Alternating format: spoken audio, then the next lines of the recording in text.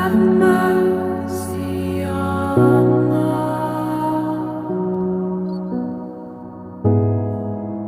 Have mercy on us.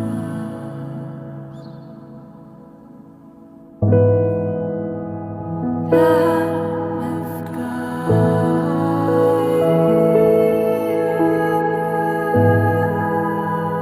Lamb of God.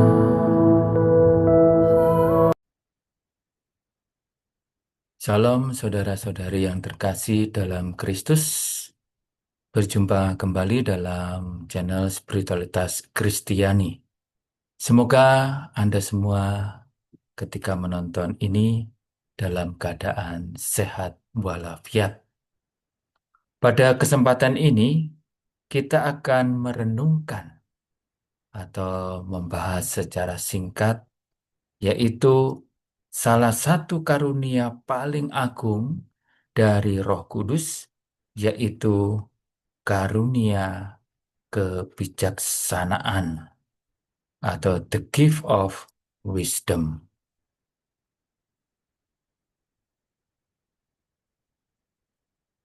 Karunia ini bukan sekedar kemampuan untuk menjadi pintar atau bijak dalam arti duniawi, tetapi suatu rasa ilahi, sebuah terang dan cinta yang mengubah cara kita melihat dan mencintai segala sesuatu. Karena dengan karunia kebijaksanaan ini, kita melihat semuanya dari kacamata Allah sendiri. Jadi bukan memakai kacamata manusiawi dalam arti memakai akal budi kita. Tidak. Tetapi memakai kacamata ilahi, cara pandang Allah. Kita melihat hakikat karunia kebijaksanaan. Atau apa itu karunia kebijaksanaan? Kebijaksanaan adalah terang yang menerangi akal budi dan cinta yang menghangatkan hati. Karunia kebijaksanaan menyempurnakan kebajikan kasih atau charity atau love. Karunia ini bekerja sekaligus dalam akal budi dan kehendak kita, yang memberikan terang untuk mengenal Allah dan kasih untuk menikmati Allah. Menikmati kasih Allah. Oleh karena itu, karunia kebijaksanaan disebut sebagai karunia paling sempurna yang mencakup semua karunia Roh Kudus yang lainnya, seperti kebajikan teologal cinta kasih yang mencakup semua kebajikan. Santo Bernardus menyebutnya pengetahuan yang mencicipi hal-hal ilahi. Maka karunia ini mengandung dua unsur. Yang pertama adalah terang ilahi, yang menolong kita menilai segala sesuatu dengan merujuk pada Allah sebagai asal dan tujuan akhir kita. Yang kedua adalah cinta ilahi, yang membuat kita menikmati dan mencintai hal-hal rohani. Kalau dibandingkan, kita dapat bayangkan sinar matahari yang menyinari bumi. Di situ kita melihat bahwa sinar matahari menerangi mata kita sehingga dapat melihat ke sekeliling. Dapat kita bandingkan antara siang dan malam. Malam tanpa matahari, kalau misalnya tanpa bintang, tanpa bulan, tentu gelap sekali.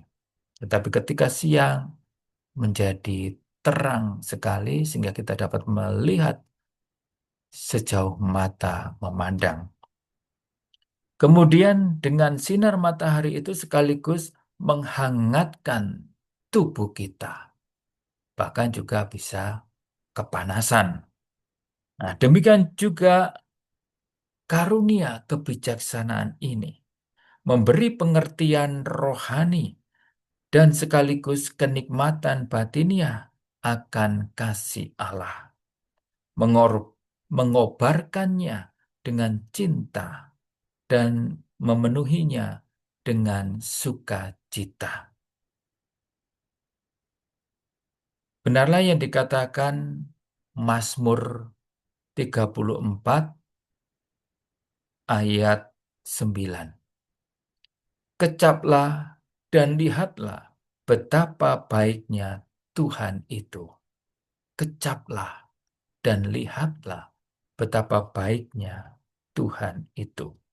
Ini bukan sekedar tahu tentang Tuhan, bahwa Tuhan itu baik, tetapi merasakan kebaikan Tuhan seperti mencicipi makanan yang lezat. Ya, kita dapat bandingkan dengan kita tidak hanya tahu ada orang yang baik, misalnya si A kita kenal, kita tahu baik, tetapi kita mengalami kebaikan orang itu. Nah, inilah melalui karunia kebijaksanaan kita dapat mengalami kebaikan Tuhan, merasakan kasih Tuhan. Buah dari karunia kebijaksanaan ini apa? Ada 4. Karunia ini membawa buah-buah rohani yang mendalam. Yang pertama, meningkatkan kasih dalam jiwa seseorang kepada Allah dan sesama. Semakin mengasihi Allah dan sesama. Kenapa? Kalau kita sungguh mengasihi Allah, kita juga mengasihi sesama kita. Yang kedua, iman yang kokoh. Setelah mengalami kehadiran Allah secara batiniah, seseorang tidak mudah goyah dalam imannya, walaupun ada macam-macam tantangan dan godaan iman. Karena pengalaman batin akan Allah membuat dia yakin akan kebenaran iman. Seperti setelah menerima komuni kudus dengan kesadaran, dengan penuh percaya, maka kita mengimani dan menyadari kehadiran nyata Kristus dalam Ekaristi. 1 Korintus 2 ayat 12 dikatakan, kita telah menerima roh yang berasal dari Allah, supaya kita tahu apa yang dikaruniakan Allah kepada kita. Inilah karunia kebijaksanaan mengaruniakan kepada kita, yaitu segala karunia Allah kepada kita, di mana Allah menjadi segalanya. Kemudian yang ketiga, harapan yang teguh. Orang yang memiliki kebijaksanaan tahu bahwa Allah adalah tujuan akhir dan segalanya bagi dirinya, dan berjalan menuju pemenuhan dalam Kristus. Jadi, ketika orang diberikan karunia kebijaksanaan ini, dia akan menyadari Allah itu adalah tujuan hidupnya dan segalanya. Dengan memahami bahwa kita adalah anggota tubuh Kristus, milik Kristus, dan bahwa Kristus sudah mulia di surga, kita percaya bahwa kita pun akan ikut dimuliakan. Dan di sini memberikan kepercayaan kepada kita akan kepastian kemuliaan yang disediakan Tuhan. Karena Tuhan telah memberikan janjinya dan pasti digenapinya. Kita dapat diteguhkan melalui 1 Korintus 12 ayat 27. Kamu semua adalah tubuh Kristus dan kamu masing-masing adalah anggotanya. Kemudian Efesus 2 ayat 6. Di dalam Kristus Yesus, Ia telah membangkitkan kita juga dalam dan memberikan tempat bersama-sama dengan Dia di surga. Saudara-saudari yang terkasih, kita melihat buah karunia kebijaksanaan yang keempat, yaitu kebajikan moral yang tinggi. Setelah mencicipi kasih Allah, dunia ini kehilangan daya tariknya. Kita pun lebih mudah menolak kenikmatan duniawi, lalu mencintai salib, pengorbanan, dan kerendahan hati sebagai jalan untuk semakin serupa dengan Yesus. Jadi inilah pengalaman akan Allah, di mana Roh Kudus berkarya dalam diri kita. Melalui karunia kebijaksanaan ini, kita akan mengalami betapa Allah itu sungguh berharga. Betapa Allah itu memberikan segalanya. Bahwa betapa Allah itu sungguh patut dikejar. Maksudnya bahwa segala sesuatu itu dapat dikorbankan untuk semakin dekat dengan Allah, untuk bersatu dengan Allah. Inilah yang terjadi pada para kudus. Mengapa mereka begitu mencintai salib dan penderitaan? Karena mereka sadar bahwa melalui salib dan penderitaan, mereka menjadi serupa dengan Kristus. Mereka menyatu dengan Kristus.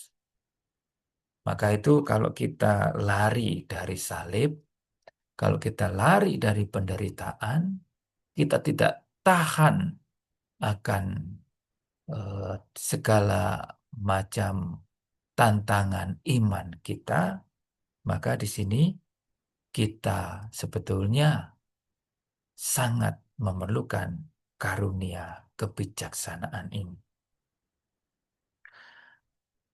Contoh seorang ibu yang mengalami kedamaian saat adorasi. Tidak lagi begitu gelisah atas gosip tetangga misalnya. Atau tekanan situasi yang dihadapi. Ia tahu di mana makanan jiwanya yang sejati. Yang memberi kedamaian sejati yaitu Kristus sendiri. Seperti Paulus yang meninggalkan segala yang dimiliki karena perjumpaan dengan Yesus. Dikatakan dalam Filipi 3:8, segala sesuatu kuanggap rugi karena pengenalan akan Kristus Yesus, Tuhanku, lebih mulia dari semuanya.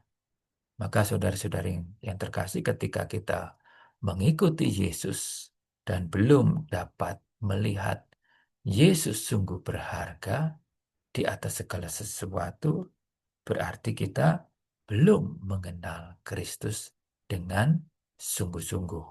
Kita mungkin masih terikat, terpesona, masih tergoda dengan diri kita sendiri atau dengan apa yang kita miliki atau dunia dengan segala macam isinya, dengan segala kenikmatan dan hiburan. Maka mari kita untuk semakin mengenal Kristus. Kemudian yang berikutnya kita akan melihat bagaimana cara menumbuhkan karunia kebijaksanaan ini. Yang pertama, mencari dan memohon secara tekun. Kitab Kebijaksanaan Salomo bab 9 ayat 10 adalah doa yang indah untuk memohon karunia kebijaksanaan ini. Dikatakan, maka sudilah kiranya mengirimkan dia. Dia itu yang dimaksud adalah kebijaksanaan. Maka sudilah kiranya mengirimkan dia dari surgamu yang suci dan mengutusnya dari tahta kemuliaanmu, agar ia ada padaku dan berusaha bersama denganku, dan aku mengetahui apa yang berkenan padamu. Ini baik untuk didoakan atau menjadi bahan doa kalau kita merindukan karunia kebijaksanaan ini semakin bertumbuh. Misalnya ada seorang remaja yang mendoakan, memohon karunia kebijaksanaan sebelum dia belajar atau membuat keputusan penting, agar Roh Kudus menuntunnya melihat segala sesuatu menurut Allah dan bukannya dunia. Jadi dapat digunakan dalam juga kesempatan-kesempatan di mana kita sedang melakukan sesuatu yang penting, di mana untuk kehidupan kita atau bahkan untuk masa depan kita. Kemudian yang kedua, untuk melatih pandangan iman. Melatih diri untuk melihat hidup,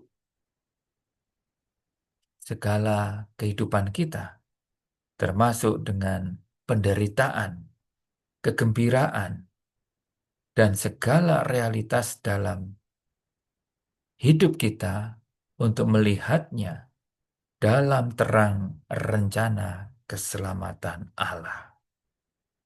Bahwa segala sesuatu ya dapat mendatangkan kebaikan kalau Allah itu menunjukkan belas kasihannya kepada kita. Misalnya seorang pemilik perusahaan yang menghadapi kesulitan besar dalam perusahaannya, tetapi dia tetap tenang dan bersandar pada penyelenggaraan ilahi. Itu tandanya bahwa karunia kebijaksanaan sedang aktif dalam dirinya. Maka itu penting sekali dalam situasi-situasi sulit dalam kehidupan kita, kita juga mohon kebijaksanaan dari Tuhan. Saat mempelajari sesuatu atau mengalami kejadian hidup yang terutama sulit, berat, dan juga membuat kita merasa menderita, kita janganlah protes kepada Tuhan, mengapa ini terjadi pada saya? Ya. Tetapi bertanyalah apa makna ilahinya. Apa yang Tuhan kehendaki aku perbuat dengan peristiwa itu. Dengan peristiwa yang tidak menguntungkan, misalnya peristiwa yang mendatangkan persoalan, maka jangan bertanya mengapa, tetapi bertanyalah bagaimana ini membawa saya lebih dekat kepada Allah. Misalnya dalam kesulitan-kesulitan kita, kita dapat mohon kepada Tuhan untuk diberikan terang sehingga kita dapat memohon kepada Tuhan, yaitu apa yang Tuhan kehendaki aku perbuat. Kemajuan apa yang akan Tuhan inginkan dalam hidup saya. Maka jangan bertanya, mengapa semua ini terjadi padaku? Padahal aku sudah melakukan ini dan itu. Padahal aku sudah berdoa. Padahal aku sudah melayani. Padahal aku sudah meninggalkan dosa-dosa. Ya, jadi jangan bertanya mengapa, tetapi bertanyalah apa yang Tuhan kehendaki. Yang ketiga, cara menumbuhkan karunia kebijaksanaan ini adalah mencintai hal-hal ilahi.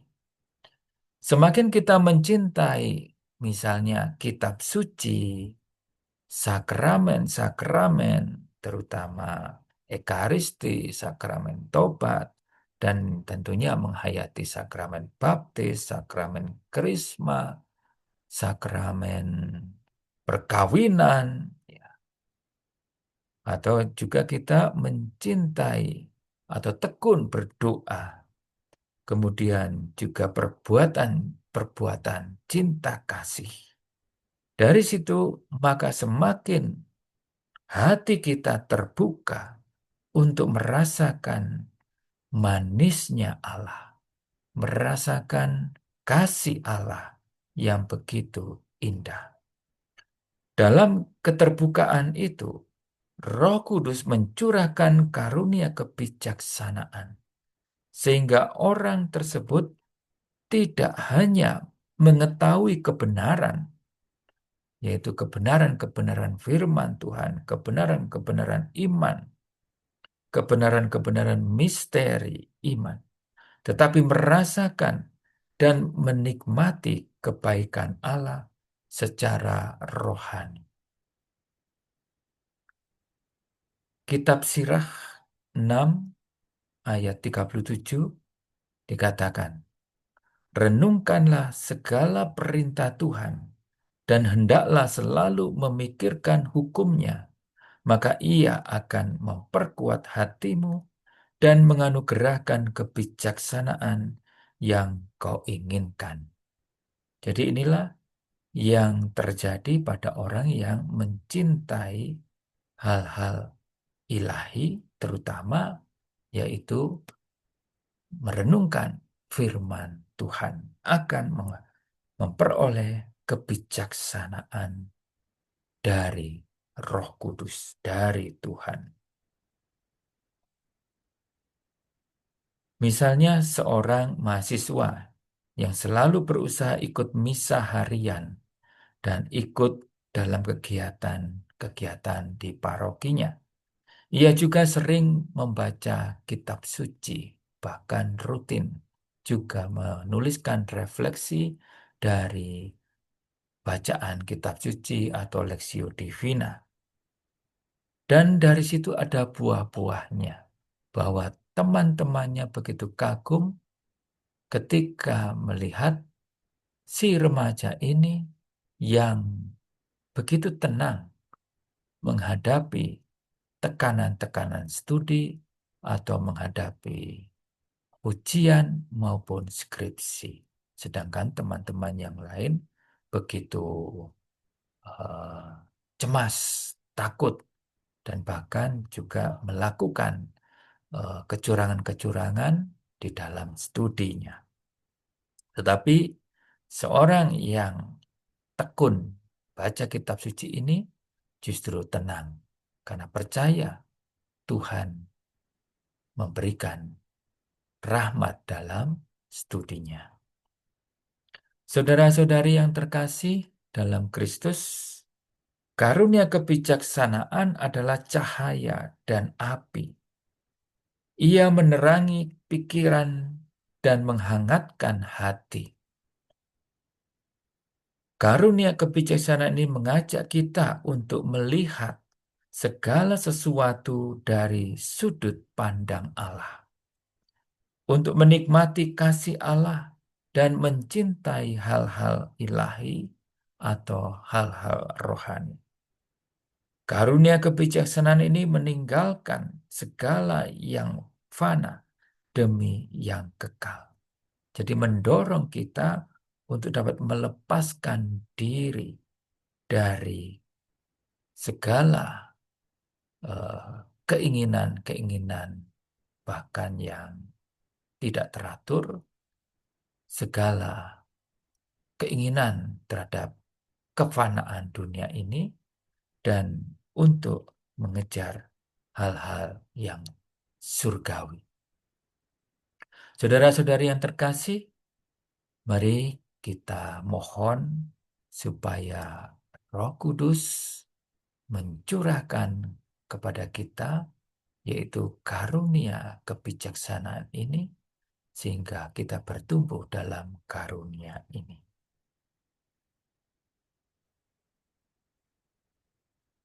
Ya Allah Roh Kudus, utuslah karunia kebijaksanaan ke dalam hati kami. Terangi akal budi kami, agar kami memahami segala sesuatu menurut kehendak-Mu. Dan kobarkanlah cinta kami, agar kami menikmati Engkau di atas segala-galanya. Demi Kristus Tuhan dan pengantara kami. Amin. Saudara-saudari yang terkasih, terima kasih Tuhan Yesus.